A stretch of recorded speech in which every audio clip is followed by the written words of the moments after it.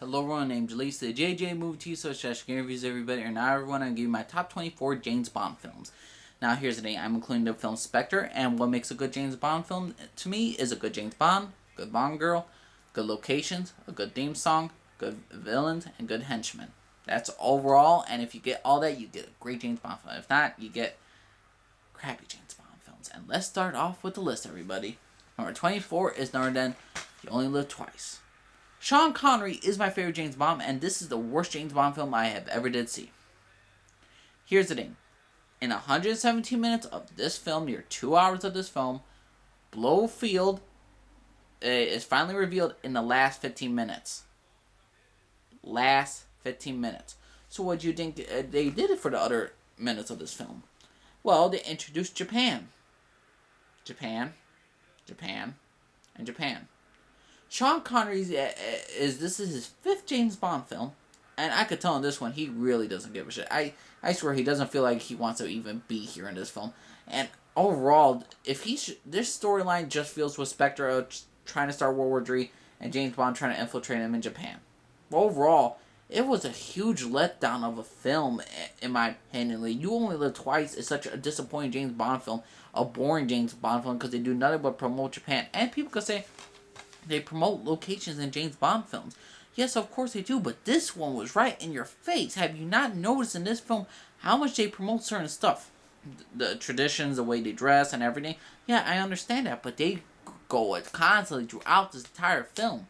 Little car scenes and all that stuff, yes, but we didn't focus on just one location in a James Bond film. I believe this is the only location in James Bond that you see other than MI6 headquarters, with where Q and M stays. Overall, You Only Live Twice is a disappointing James Bond film. It's a lousy James Bond film. It's a boring James Bond film.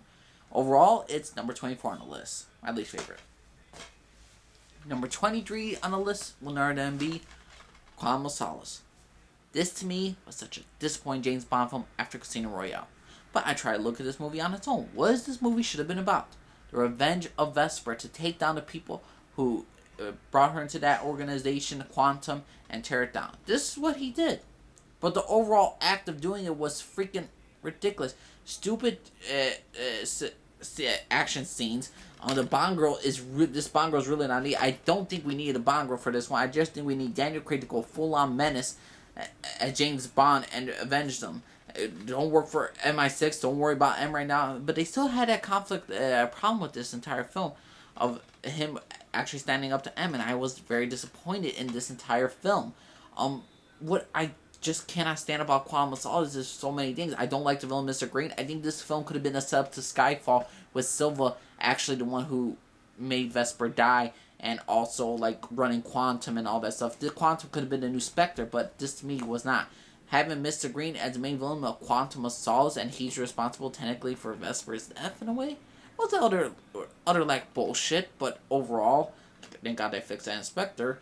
But overall, Quantum of Solace is just a disappointing James Bond film. I cannot love it. Two scenes that I do enjoy. Let me just get two scenes. I love the first James Bond kill where the guy's tied up and he just shoots him. He's on the ropes.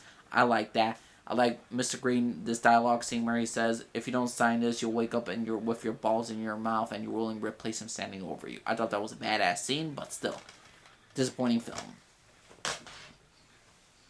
Number 22 on the list is none other than Tomorrow Never Dies. Pierce Brosnan, what the hell did you do? Why I'm not a fan of this movie? Because it's a typical blonde cliche. A terrible villain. Terrible henchman. What's good about this film? The Bond girls are good. And you know what they're good at? One of them is good at dying. We get this relationship with James Bond and Paris.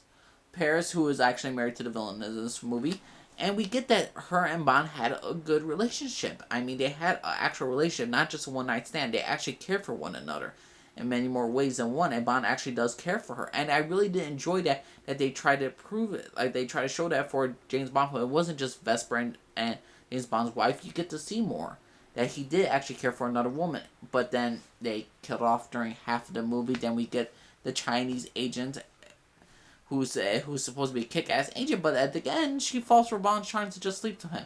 I prefer a Chinese female version of James Bond. I would prefer that than to have the typical cliche they sleep together and they kiss and they save the world together. I mean, overall, it was just a disappointing film. Tomorrow Never Dies. I like the car chase scene, but overall, if they, I don't know why they killed off this Bond girl Paris. If they would have done it from the end, I would have been more. I think it would have been better just so like how James Bond doesn't want to get people close to him, just like his wife, because he's afraid they'll die, and that's why Paris eventually dies, and that just shows the repercussion of James Bond loving someone. But overall, another failure of a James Bond film. Number 22.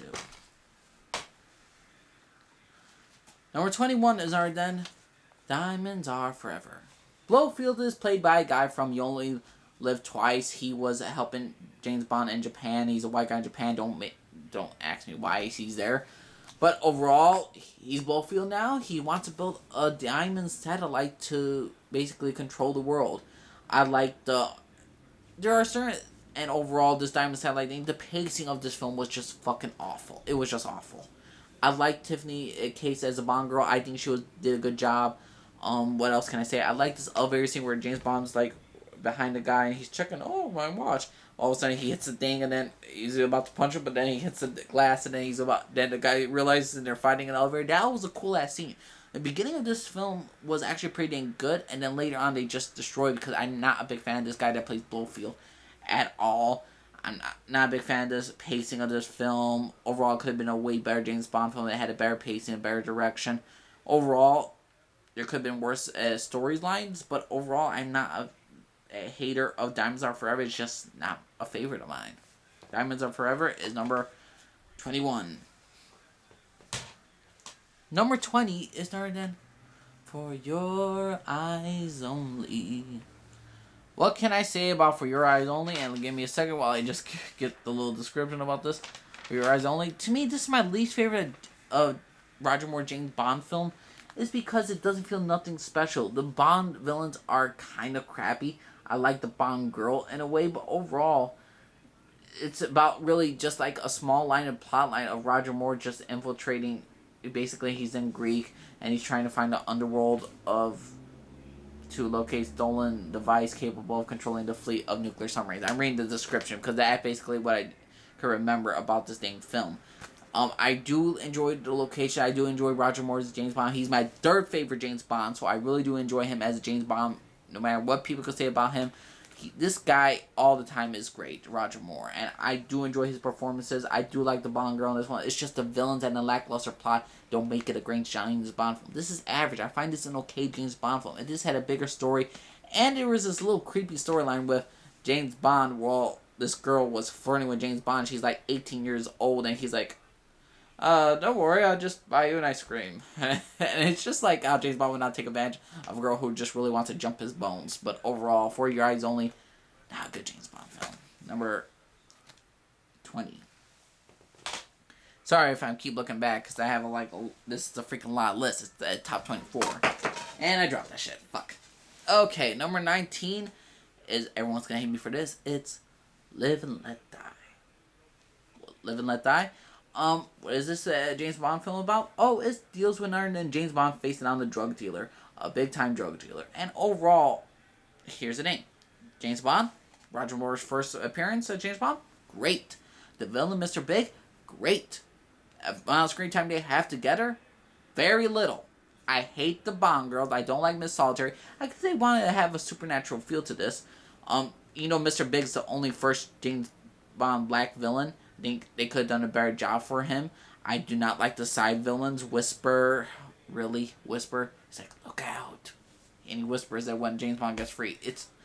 This movie was, how should I say, utterly disappointing. I did not like the locations. Don't like the theme, in my opinion. But overall, you see the potential when they had Mr. Big and James Bond on the screen. And when they had these two characters together, then the storyline was good. But when it wasn't away from them, it was not a good film. To me, it's an average James Bond film. I'm not a big fan of location, not a big fan of the theme, not a big fan of the Bond girls. The main villain and James Bond are the best thing about this. The plot line was average, but overall, it's a 7.2 out of 10. Don't hate this film, just don't love it. Number 19, Live and Let Die. I know everyone's going to hate me for this one. Number 17 is Darn A View to a Kill. Now here's the thing. This is Roger Moore's last appearance as James Bond, and my God, this guy never fails to me. When the people say Roger Moore, Sean Connery, everyone chooses Sean Connery, and I do choose Sean Connery over Roger Moore. Roger Moore, his stamina and every single thing about him, to himself to commit to these films, he still feels like James Bond to me, even in this movie, A View to a Kill. Everyone doesn't. I love the locations, the theme songs, and the Bond girls like, but overall, the Bond villain, he has the same, basically, plotline with Christopher Walken's villain. As a villain, it has the same plotline as Goldfinger, because Mr. Goldfinger, he basically wants to, you know how in Goldfinger, he wants to get rid of his competitors who are selling gold, like Fort Knox, and get rid of it so he could be the only one. Well, basically, that's what Christopher Walken wants to do, except he wants the world microchip market, so he wants to just destroy his competitors. What I don't like about this film also is Mayday. Mayday as a Bond girl. I'm just I'm mad that she's a Bond girl. She should have been a Bond henchman to Christopher Plummer, and for the most part she is, but then she sleeps with Bond. And it's not the fact she sleeps with Bond, it's just that she turns good at the end. Why the hell did you turn her good at the end? Why did Christopher Walken's character betray her?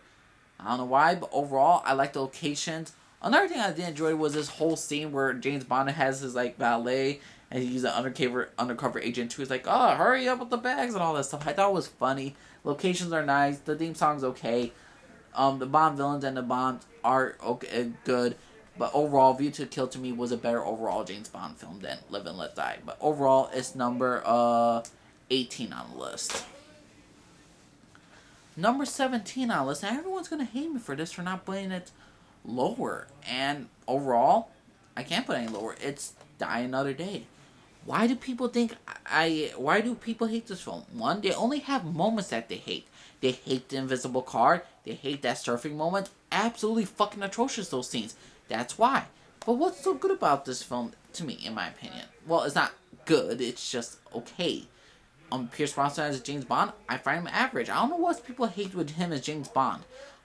With Halle Berry's Jinx, was she needed? No. Like, she was like the Tomorrow Never Dies Wei Lin Chinese. People like her, but they don't like Halle Berry's freaking Jinx, who's an American agent. Why not? Overall, what's the plot line? Colonel Moon, a Korean man, he's selling diamonds, and he's also getting enough money to basically create a satellite to basically destroy the mines in South Korea so he could get past there and to unite Korea. There's worse storylines for a villain to actually unite a country of North and South Korea. There are tons of worse storylines that you could do for a James Bond thing, or then hold the world ransom. I like that they try to do something shorter. Do I like that they changed the Asian dude to an Englishman? No, I did not, but overall, I guess it made sense for the plot line. The special effects were horrendous. Miranda Frost, played by Rosamund Pike, is an underrated Bond villain, henchman, female fatality, because she is good. She imprisoned Bond for a year and a half in a Korean prison being tortured. She's done her job. She's betrayed the agency of MI6. Overall, Die Another Day, we had some good Bond girls, a good villain with a good plot line. But overall, the little stuff and the special effects of this film drive this film way fucking down low. But I don't understand truly the hate for this film. I don't know why people find this movie atrocious in some cases for its plotline. For the plotline, it's not a bad plotline for a Bond villain at all. But overall, Die Another Day, what can I say? It's not one I hate, okay? I enjoy this Bond film. Number 17. Number 16 is Octopussy. Yes, Octopussy. I like circus scenes. I like where James Bond's like playing poker. Well, he's playing dice with some guy. And it's a nice, refreshing change that they're doing. Instead of like poker and cards, they're playing dice. And then all of a sudden, they just throw it. And it's like, oh, you have to win this one. It's all in the wrist. And James Bond's like, let me use yours. What can I say about the Octopussy? It has good Bond villains, in my opinion. Overall, and it's an okay story. But Roger Moore just made this film pretty good. I like Octopussy. Yes, I like Octopussy, the female Bond girl. I think she did a pretty dang good job. I like the train scenes. They have like this freaking general who's like a freaking wants to rule all over Russia and all that stuff, and he's just a crazy, crazy ass character. But overall, Octopussy, I enjoyed this film. Good film. What can I say? Number 16. Number 15. I know everyone's gonna hate me for this film. Moonraker. Yes, Jaws turned goods in this film, but it was nice to see Jaws back, and especially that opening scene where they're parachuting. I enjoyed this film. Bond going to space, not the worst idea. This movie has extremely dark moments where the villain basically gets his little apprentice and basically gets her to be eaten by dogs. That is ferocious, and mutilated by dogs is just ferocious and humiliating. Overall, Moonraker, a solid dang film. I enjoyed this. I like the little moments where Jaws is in love. I enjoy certain scenes about this entire film, and I don't hate this film. I don't know why people just rant about Moonraker. I say they have no good reason to rant about Moonraker. They have a good Bond villains. Could it was a little cheesy and cliche? Yes, it was, but overall, Moonraker I enjoy. So yeah, number 15 is Moonraker. Sue me. Number 14 is our The Man with the Golden Gun. Christopher Lee as Francisco Scaramanga is fucking awesome. Him and James Bond of who's gonna be the better killer is fucking amazing. I like the locations. I like Nick Nack, and may he rest in peace, that man. But and both of those men, Christopher Lee and Nick, that guy who plays Nick Nack, Man with Golden Gun, is to me a solid James Bond film. The Bond girls are atrocious. And certain scenes that they drive away from the plotline, but overall, just had the confrontation between Christopher Lee and Roger Moore, Francis Scaramanga versus James Bond was fucking amazing. I love The Man with the Golden Gun. I enjoy certain scenes are cheesy, but that's what you got for its time. And overall, Man with the Golden Gun, it's a guilty pleasure James Bond film for me. It's number what's the dang number on this freaking list? 14. So yeah, sue me for that one. Everyone's gonna hate me for this one. 13, The World Is Not Enough. Why do I defend this film just like Die Another Day? 1, these are good Bond villains. Everyone seems to hate the Bond villains in this one. Let me just say this. Denise Richards as Christmas Jones, or wherever the fuck her name is horrendous. She is terrible, god awful. Is she good looking to look at? There are worse James Bond girls, but overall, if we're trying to take her seriously, that's what's fucked up. That we're trying to take her seriously. Here's the thing. No other film shows the hypocrisy of MI6 other than Skyfall. Skyfall actually showed the hypocrisy of MI6, of M. And this one, it shows the hypocrisy of this. The villain is Electra King. She does a great job. And basically, she sets up this whole thing to betray everybody, including M, who basically told her father not to pay a ransom when she was a little girl. And I love this certain scene where Renard and M were just talking, and M's like, I hope you're proud of what you did to her. But Renard's like, I'm afraid it's you who deserve credit. When I took her, she was proud of myself. Like, you left her at the mercy of the hands. All you had to do was pay the ransom, and you left her in the hands. You left her in the mercy of a man just like me. To get to me, she's worth 50 of me. And it just shows the hypocrisy of M and MI6 of how they care for human life, but when it suits their needs to get something more, they'll use it. Just like how M sold out Silva in a freaking Skyfall. They acknowledged those scenes, and they acknowledged when M betrayed Silva and how she potentially betrayed Electra King as a little girl. So overall, when I see this James Bond film, I actually see a good James Bond film. I see good storylines of villains with credible reasons why they want to do what they do. Grant are they crazy? Hell yeah, but overall, The World Is Not Enough is overall a good James Bond film. I cut after Renard is dead. I don't see the ending with Christmas Jones and how James Bond has this little, only Christmas happens once a year. No, god awful, no. But overall, World Is Not Enough is actually a good James Bond film. Check it out. I will always defend this film. Number 13, The World Is Not Enough. Number 12, to me, is probably one of the great least paced James Bond films, is other than The Living Daylights. Timothy Dalton as James Bond, if he had one more James Bond film, I probably would have been over to Pierce Brosnan. But overall, he's like my second to least favorite James Bond. But overall, I enjoyed him as a character. The plot line in this entire dang movie is how basically armed dealers and basically ex-KGB KGB agent who's not really ex-KGB. He's actually trying to do his own thing and try to rule over the new KGB. I like the Bond girl in this one. This Bond film was, to me, better than most James Bond films. The action scenes were good. The storyline was greatly paced. There weren't scenes. There were scenes that were needed and certain scenes that were not needed. But overall, it had more hit than misses, in my opinion. The Living Daylights, to me, is an underrated James Bond film. You should really check it out. The Bond girl's not that bad. To me, she does more than a lot of other famous James Bond girls, like Honey Rider. Yes, Honey Rider. Don't get me started on how over fucking rated that James Bond girl is. She just came out of a pool. If that's the case, then Denise Richards could just come out of the pool too. It's the same fucking thing. Okay, everybody. And now after number 13, Living Daylights was number 12. Number 11 will nerd then be... Hang on. Is nerd then? Thunderball. Everyone seems to hate this James Bond film. I don't know why. The Spectre is basically taken over 2 atomic bombs. They did a whole cliche of how... Well, not cliche. They just basically took the 2 atomic bombs in a cool-ass way.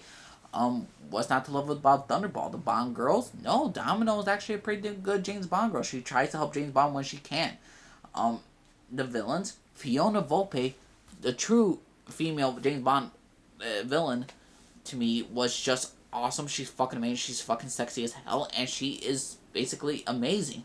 Sean Connery has his match against her. To me, this was I saw how people say Pussy Galore, Pussy Galore and freaking Goldfinger was actually James Bond's enemy for a female. No, to me it was always Fiona Volpe because she was fucking amazing as a James Bond villain. She was running for Spectre, and she did all she can to get James Bond out of the way. She was in charge. To me, she stole the show from Mr. Volpe and a freaking number 2. She stole the show away from him, in my opinion. That's why this film suffers, because when they kill her off, and a stupid ass fucking reason, number 2 is just not even worth it after that. After Fiona Volpe dies, this Bond film lags because she was such a great part of this entire film. And overall, I like the jetpacks. I love the jetpack scene. They had a lot of great, amazing first stuff. I like the scuba diving. I like the fight scenes in the water. Overall, Thunderball, it's, to me, a good James Bond film. It's sometimes a great James Bond film, in my opinion. I don't understand the hate for this film. Leave a comment down below if you find this film bad, and tell me the reasons why. Please tell me the reasons why you find this film a bad James Bond film. So number 11, Thunderball. Now the top 10, everybody. Now we can get into the really good James Bond films. Number 10 is Spectre. Here's the thing. I do not mind the plot, the little plot twist. I actually enjoy that. They had a good Bond villains, good Bond henchmen, great locations, a great James Bond by Daniel Craig, my second favorite James Bond. I seen this in theaters. I loved it. I thought it was awesome. Could have been better? Of course there could have been better. I think Christoph Waltz... I think they could... Even though I'm not a big fan of the twist, I was okay with it. I'm like, what? I'm okay with it. I just wish Christoph Waltz just did a little bit more physical stuff to James Bond. Actually, like a fight scene. But overall, I'm okay with this film. I overall enjoyed this film. Spectre, number 10. And it's new, so sue me. Number 9 is From Russia with Love. Here's the thing. I love... This is the first time we see the Bond gadgets. We get the briefcase scene. I love the Bond villains. Number 3, Grant. How Grant and James Bond fighting the train scene. One of my favorite train fight scenes in James Bond. Here's the thing. Everyone likes the one in Skyfall where Daniel Craig fighting that guy on top. Yeah, that's entertaining as hell. But to me, I always love the one where they're fighting inside the compartments. And I just think it's so old school and I love it. For Russia with Love, I'm not a big fan of the Bond girl. Locations are pretty dang good. Overall, Bond is just trying to recover something from... basically, it's a device that could help their side win the war in the Cold War and all that stuff against the KGB. But overall, From Russia with Love, good James Bond film. I wasn't really overall concerned with the story because I just love the scenes with the train scenes. I love the stuff where James Bond and how the number 2 is acting. I like Grant. I love all those certain little scenes. But overall, I'm not a big fan of Bond girl. But From Russia with Love, a good James Bond film. What can I say? I love From Russia with Love. And this was very spy espionage thriller in my opinion. Okay, so that was number 9. And number 8, everyone's gonna hate me for this one for not putting it freaking higher. Dr. No. Yep, Dr. No as a James Bond film. I'm not a great big fan of this film. Well, I actually am a great big fan of this film. I think it's just fucking overrated as hell. Here's the thing. I think Honey Rider is a freaking overrated James Bond girl. I liked how she came out of water. Yes, it's classic in many cases, and yes, she's sexy as hell, but overall, what does she serve to the plot line? Nothing. Not a fan of how Dr. No just shows up later in the film, but overall, my favorite James Bond kill in this film was when when that guy was trying to move the curtain so the gun could come closer, and James Bond just let him happen, and then he just shoots him like that. It's cold. It's the freaking Sean Connery's first James Bond film. I love it. Yeah, I can say no more about this film. I love this film. It's number 8. Number 7 of Her Majesty's Secret Service. The best Blofeld version. This is my favorite version of N.S. Blofeld. I love the Bond girl. We get Tracy Bond, Bond's wife. What's not to love? George Lazenby. That's the reason why this film suffers. His acting is piss poor terrible in some cases. They had everything right. Great locations, great story, great villains, great female Bonds, but Bond females. But overall, George Lazenby, why? If Sean Connery was in this would probably be my favorite James Bond film. But overall, this just shows the heart of James Bond losing someone that he loved, and overlaid the reason why he drives more into the freaking to become into an agent. And overall, it was just sad to see her go by. And A Majesty's Secret Service, I enjoyed this film. Number 7. Love that film. George Lazenby, why? Number 6 to me is a very underrated James Bond film, is already done. License to Kill. Timothy Dalton is a great James Bond. To me, he's very extremely dark. Yes, James Bond finds a drug dealer, but this is all about vengeance. This is such a fucking dark James Bond film. James Bond is getting revenge for Felix for the murder and rape of his James Bond's friend's Felix's wife, and Felix has been mutilated by a shark. What else can I say about this? Frank Sanchez is a great James Bond. He cares more about loyalty than money. License to Kill, underrated James Bond film. The Bond girls are great except for her. Let's take Frank Sanchez's girlfriend off. Overall, James Bond film. Love this film. License to Kill. Love it, love it, love it. That is number 6. Number 5 is my favorite Roger Moore James Bond film. Is Other Than The Spy Who Loved Me. Yes, the Bond villain is kind of lacking in how he wants to live underneath the water and how he wants to start a world of water. But overall, Spy Who Loved Me, a great James Bond girl, Triple X, Arya Armstrong. I like how their relationship goes together, how James Bond killed her, the one man she loved, and how she slowly starts to fall for James Bond. The introduction of Jaws, great scene, great training fight scene. My God, The Spy Who Loved Me, love this film, enjoy it, check it out anytime you want.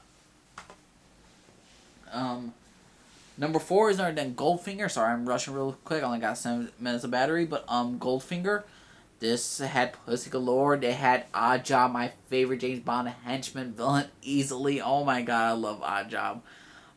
Basically, overall the plot line of Goldfinger is Ernest Goldfinger.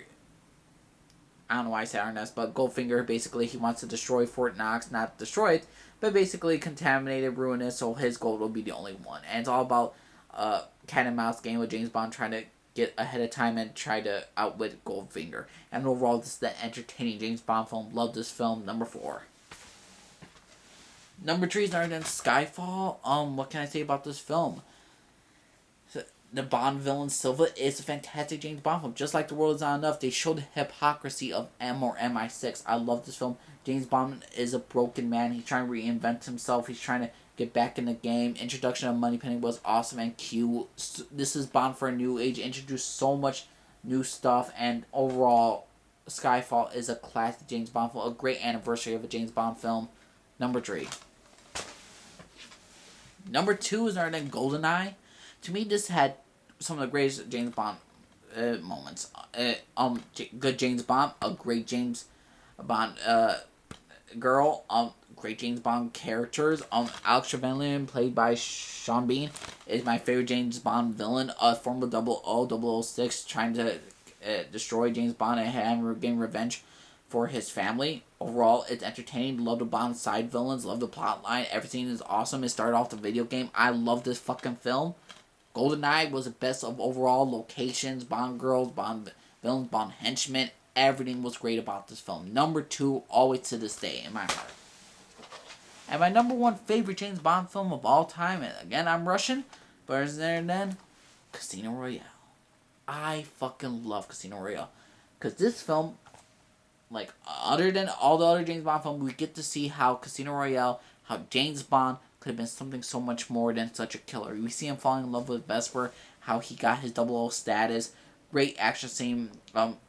Daniel Craig is James Bond. He's my second favorite James Bond. He might be number 1 soon. Oh my god, I'm so debating in my heart who's my favorite James Bond. Sean Connery or Daniel Craig. But overall, Lachief is great. My favorite poker scenes of all James Bond. This is my favorite poker one. Could have been more action-packed. Yes, it could have. But overall, it told a story that is unlike any other. Of James Bond falling in love and how he was going to leave the agency. Lead the fucking agency. And I love that. The only other one they show is Our Majesty's Secret Service. But overall, Casino Royale, a fantastic James Bond film. Love this film, number 1. So yeah, everyone, that's my top 24 James Bond films. I'm on 31 minutes right now, so hopefully you all enjoyed this video. Subscribe if you like, the screen down the bottom, leave a comment down below, let me know. Respect my opinion, I'll respect yours, and please be respectful, everybody. Alright, everyone, named Elise, signing off, everyone, everybody. Bye.